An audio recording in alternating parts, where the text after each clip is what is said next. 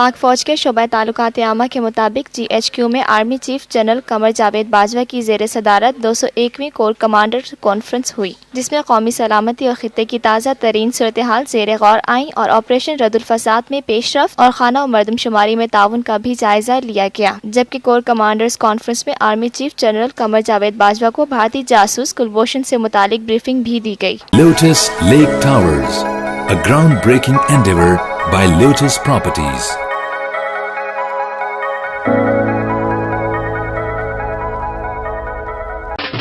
देसी खानों के मतवाले हो जाएं तैयार। पाकिस्तान का सबसे बड़ा बुफे वीकेंड आ गया है।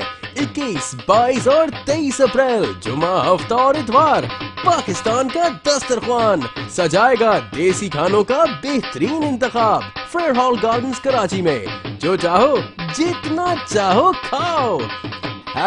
#PKDKHI